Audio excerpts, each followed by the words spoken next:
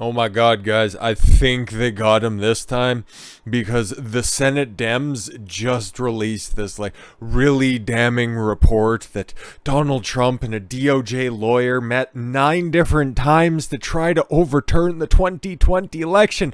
This one right here is just, it's so damning, and that's why we gotta have so many other different scandals in this video, because boy, is this going to be tough to even give a passing amount of interest to, because some of the great journalism that's going on here at CNN, I know it's going to be really, really tough to even give a passing fuck about this. But let's see what they found, okay? I don't want to count my chickens before they hatch, but last time I checked, I think Trump was unsuccessful in reversing what happened in 2020. I don't know. I can't quite remember. That's been a little while now. But anyways, the Senate Judiciary Committee on Thursday released a sweeping report about how former President Donald Trump and a top lawyer in the Justice Department, oh my God, somebody that he appointed, he met with, involving a bunch of lawsuits that were going on.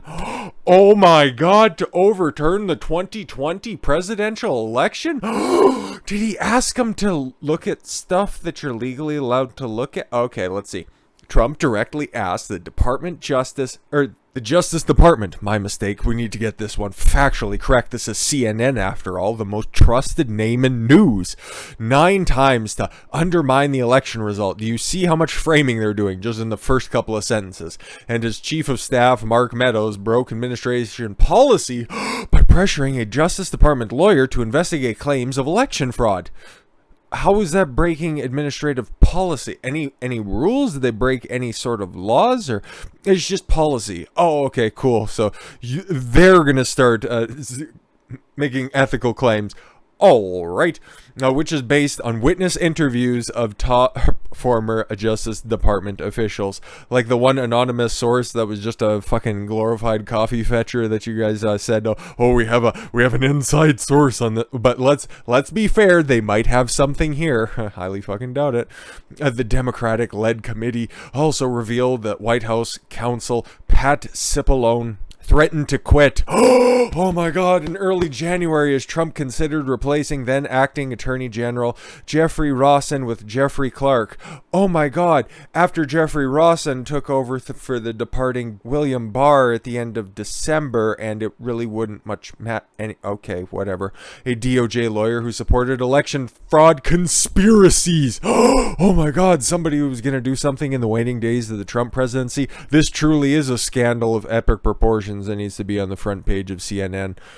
And after an eighth month investigation, the findings highlight the relentlessness of Trump and some of his top advisors as they fixated on using the Justice Department to prop up false conspiracy theories of election fraud. Okay, so what laws have been broken here, other than just asking to inquire about something? Like, CNN hasn't really told us anything other than here are a bunch of people and you should hate them because they're associated with Trump.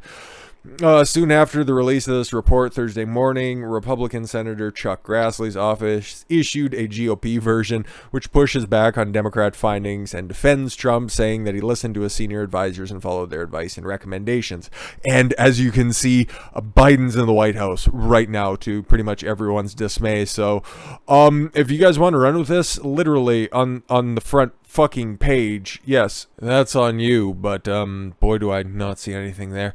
But then, what about, say, the current head of the Department of Justice? You know, Merrick Garland there. He's the Attorney General right now, and now he's weaponizing the Department of Justice to label anyone who just decides to protest or, have some strongly worded messages for the officials, the vaunted officials of the public school boards. If you want to protest against any of them teaching any sort of funky shit to your kids, you're going to be labeled a domestic extremist or domestic terrorist, whatever the fuck they want to do.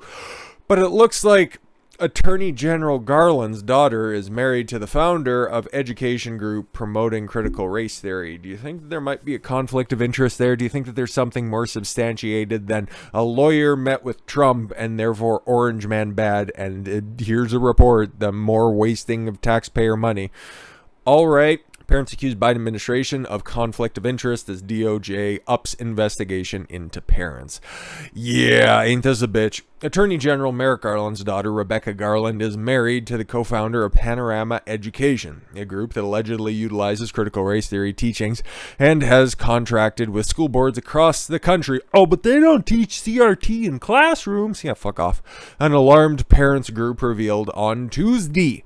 The group, Parents Defending Education, PDE, is now accusing Garland of a conflict of interest after the Attorney General directed the FBI to step up enforcement against threats to teachers and other education officials. No, not just threats, harassment and strongly worded letters. So, Panorama Education told DailyMail.com that this is an independent education organization that partners with schools and districts to support student literacy and social emotional learning. Fuck is that? Social emotional learning? Okay. The only relationship between Panorama Education and Attorney General Merrick Garland is through marriage, obviously. Is that Panorama's co-founder... That's not a real name. Your name doesn't start with an X, okay? Unless you're some big fucking Chinese dude. Oh, it's like, okay, Zan Tanner is A.G. Garland's son-in-law. That's it. It's just that one, right? Nothing to see here, obviously. Yeah, okay. So he contracts and works for different school boards across the country, but there's no conflict of interest. Okay, that's the only link, the only relationship, okay? Seems pretty strong. I don't really know. Panorama data systems are used to collect information on students in New York City, Detroit, San Francisco, Indianapolis, and Dallas, among others. Oh, that's just a small sample size, you know, not really, fucking Podunk, Iowa or anything like that. We're talking major fucking metropolitan areas. Facebook founder Mark Zuckerberg is a prominent financial backer of the group. Wow, imagine that. U.S. Attorney General Merrick Garland's daughter is married to the co-founder of Panorama. PDE Vice President of Investigations and Strategy Asra Nomani, wrote on Twitter. There's a bunch of strong jawlines in that family. Merrick Garland has declared a war on parents. His daughter is married to the co-founder of Panorama Education, which is under fire for its multi-million contracts with school boards. Multi-million dollar, I'd imagine. It's Twitter. People are weird. Nomani accused Garland of trying to silence parents. Well, weaponizing the FBI against them, it kind of fits.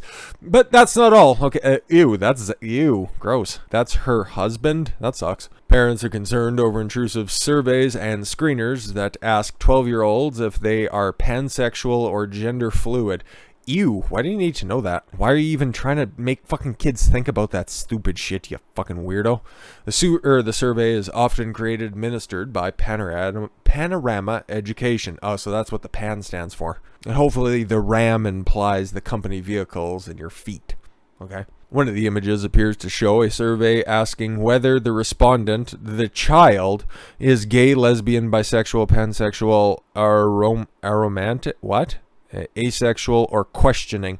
I'd be questioning why the fuck you're asking me this shit. Okay, that's weird. Why would you? Ugh. But yeah, that's what these weirdos think behind closed doors. And yeah, no, definitely no conflict of interest there, none whatsoever.